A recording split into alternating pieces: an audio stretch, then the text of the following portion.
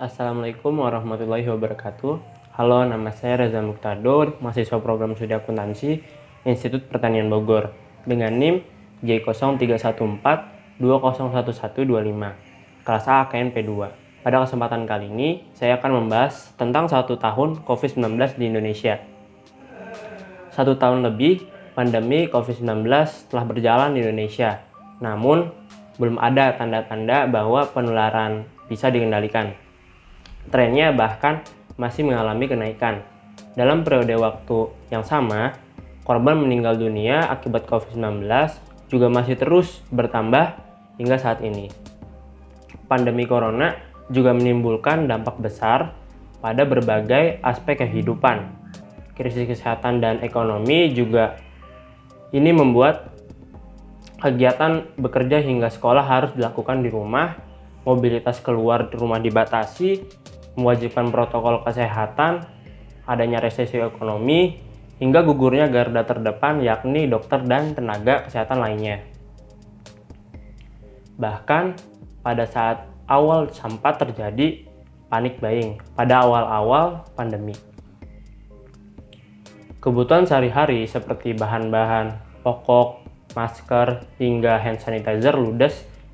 Hal ini terjadi di minimarket, supermarket, sampai apotek, hingga membuat barang-barang tersebut sempat langka. Sejumlah kebijakan diambil pemerintah, baik pusat maupun daerah, untuk mengatasi persoalan pandemi ini. Seperti bantuan sosial atau bansos sebagai jaring pengaman sosial bagi masyarakat terdampak, melarang mudik lebaran, hingga menutup pintu masuk internasional demi mencegah penularan COVID-19 ini. Berbeda dengan kebanyakan negara lainnya, Indonesia sejak awal tidak pernah melakukan atau memberlakukan penutupan total atau lockdown. Pemerintah lebih memilih melakukan pembatasan sosial berskala besar atau yang kita sebut itu PSBB, lalu diubah menjadi PPKM dan kini beralih menjadi PPKM dengan skala mikro.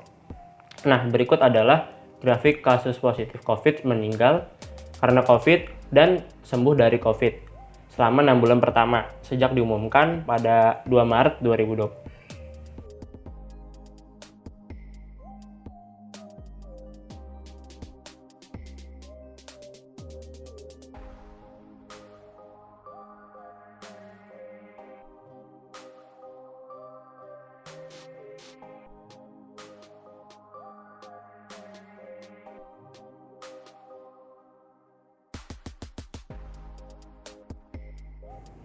Pada 23 November 2020, kasus corona di Indonesia mencapai 500 juta orang. Sebuah angka yang tidak sedikit, bahkan menyalip Filipina sebagai negara Asia Tenggara yang memiliki jumlah kasus COVID-19 terbanyak. Tak sedikit pihak mengatakan atau menyatakan bahwa Indonesia gagal mengendalikan pandemi ini karena korban meninggal terus berjatuhan. Imbas libur panjang akhir tahun, tren kasus harian semakin melonjak hingga mencapai 10.000 kasus lebih per harinya pada Januari 2021. Rekor harian tertinggi kasus COVID-19 selama setahun terjadi pada 30 Januari 2021 yakni 14.518 kasus. Puncaknya Indonesia mencapai 1 juta kasus corona pada 26 Januari 2021 dan masuk dalam jajaran 20 besar negara di dunia dengan jumlah kasus positif terbanyak. Untuk menekan laju penularan COVID-19, imbas dari liburan panjang tersebut, pemerintah akhirnya memberlakukan pemberlakuan pembatasan kegiatan masyarakat yaitu PPKM yang berlaku sejak 11 Januari 2021. PPKM ini berlaku di Jawa dan Bali yang menjadi penyumbang terbanyak kasus positif corona di Indonesia. Bersamaan dengan pelaksanaan PPKM, pemerintah juga melakukan vaksinasi corona di Indonesia. Tanggal 13 Januari 2021 menjadi momen awal vaksinasi dimulai dengan Presiden Jokowi sebagai orang pertama di Indonesia yang disuntik vaksin corona Sinovac. Hingga 1 Maret 2021, penularan corona masih terus terjadi meski penambahan hariannya menunjukkan penurunan hingga di bawah 10.000 kasus. Namun, tren baik ini bukan berarti pandemi ini akan segera berakhir. Lalu, kapan pandemi berakhir? Tidak ada yang tahu kapan pandemi ini berakhir. Semua didasarkan pada ketertiban masyarakat. Apakah semua masyarakat telah melaksanakan protokol kesehatan atau tidak? Untuk lebih jelasnya, simak video berikut. Ini yang saya liput berdasarkan dekat dengan tempat tinggal saya. Video ini saya ambil ketika sore hari menjelang berbuka puasa. Tampak ramai dan banyak orang yang berdatang ke sini untuk membeli takjil. Para pejalan kaki dan pengguna motor telah menggunakan masker, meski ada pun juga yang belum menggunakan masker.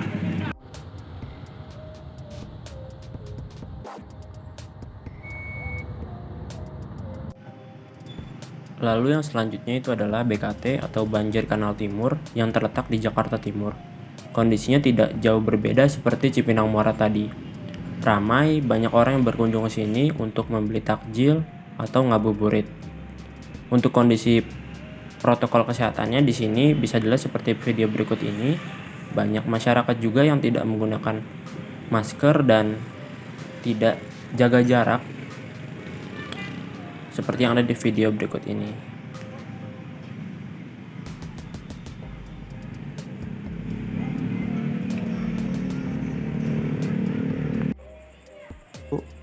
Tempat selanjutnya, tempat terakhir yang saya liput adalah musola. Musola ini terletak di Klender, Jakarta Timur, di mana ini berdekatan dengan tempat tinggal saya.